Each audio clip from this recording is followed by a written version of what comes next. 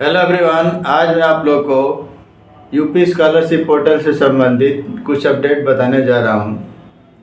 UP scholarship में student अपना form fill कर देते हैं किसी भी लेवल पर, प्री मैट्रिक, पोस्ट मैट्रिक और अदर देन इंटरमीडिएट।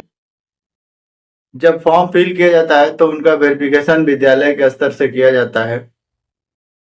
विद्यालय के स्तर से वेरिफिकेशन के बाद यह जिले स्तर से वेरीफाई होता है। तो सबसे पहले आज के वीडियो बनाने का उद्देश्य यह है कि ये जो वेरिफिकेशन होता है विद्यालय से, इसको समझना है। हम जो वेरिफिकेशन करते हैं, जो किसी स्टूडेंट ने यदि फॉर्म फिल किया है तो हमारे विद्यालय के पोर्टल पर ओपन होता है। हम अपने डिजिटल सिग्नेचर को लगाकर और यूपी स्कॉलरशिप की वेबसाइट जब ओपन करेंगे तो उसमें विद्यालय का नाम और विद्यालय का जो पासवर्ड है उसको एंटर करके डिजिटल सिग्नेचर ओपन करके हम इसको इस प्रोफाइल पर जाते हैं। यहाँ पर हम लोगों को वेरिफिकेशन करना पड़ेगा। वेरिफिकेशन जब हमारे यहाँ कोई छात्र हार्ड कॉपी जो फॉर्म फिल किया है उसका जमा करेगा तो हम उसको वेरीफाई करेंगे कि हाँ यह हमारे विद्यालय का है कि नहीं। तो इसके लिए क्या करेंगे, कैसे करेंगे, थोड़ा सा इसको आप लोग ध्यान से देखिए और इस वीडियो में अंत तक बने रहिए।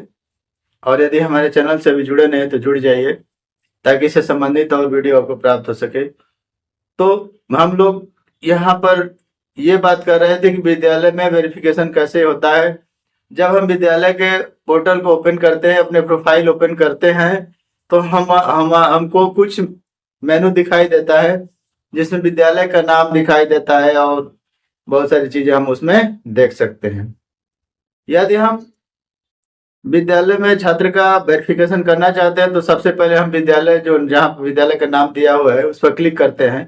Pre matric, post matric, other than intermediate किसी भी चीज में आपको जो है सबसे पहले वहां पर एक ऑप्शन आएगा ई-केवाईसी। ई-केवाईसी जो है जहां पर हम लोग देखते हैं कि यदि प्रिंसिपल और नोडल का ई-केवाईसी नहीं हुआ है, यानी आधार से ओटीपी नहीं प्राप्त हुआ है, तो हम सबसे पहले आधार से ओटीपी प्राप्त करते हैं।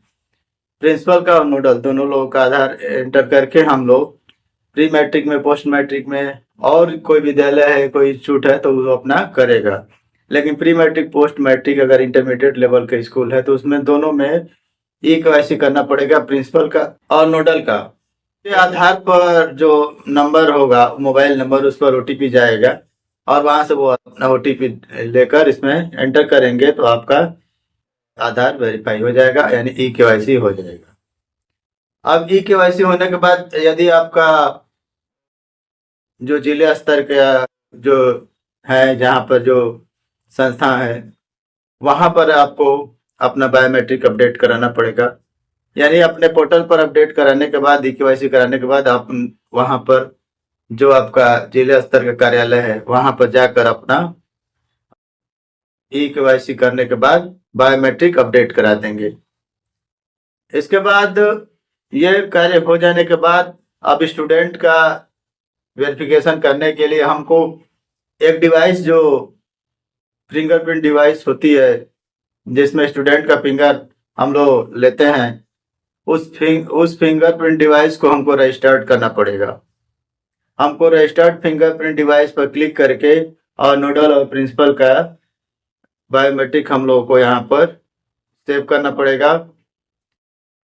यहाँ पर हम लोग जब डिवाइस को अपने विद्यालय के यूजर आईडी, पासवर्ड यानी अपने प्रोफाइल में अपडेट कर देंगे तो किसी और विद्यालय में वो अपडेट नहीं हो पाएगा। एक विद्यालय के लिए ही एक डिवाइस का यूज हम लोग कर पाएंगे।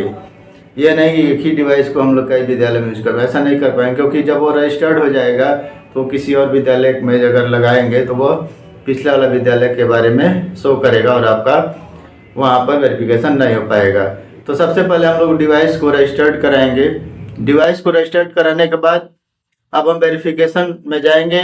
वेरिफिकेशन में सबसे पहले एप्लीकेशन रिसीव करेंगे, जितने भी स्टूडेंट का एप्लीकेशन आया है उसको रिसीव करेंगे। यदि सही है तो उसको वेरीफाई करेंगे, नहीं तो रिजेक्ट कर सकते हैं।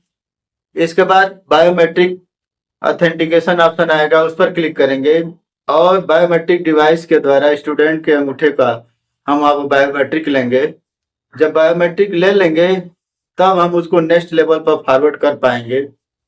ये प्रक्रिया हम लोग को हर स्टूडेंट के लिए करना होगा। सबसे पहले उसके फॉर्म को रिसीव करेंगे, इसके बाद वेरीफाई करेंगे हाँ ये सही है, और फिर बायोमेट्रिक ऑथेंटिकेशन करेंगे। बायोमेट्रिक ऑथेंटिकेशन के बाद फॉरवर्डिंग ही तभी आप उसको फॉरवर्ड कर पाएंगे। तो बायोमेट्रिक डिवाइस को सबसे पहले हम अपने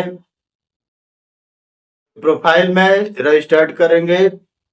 यदि डिवाइस रजिस्टर्ड नहीं है तो वेरीफाई नहीं हो पाएगा और स्टूडेंट का बायोमेट्रिक ऑथेंटिकेशन नहीं हो पाएगा। इसके बाद हम उसको फॉरवर्ड कर देंगे।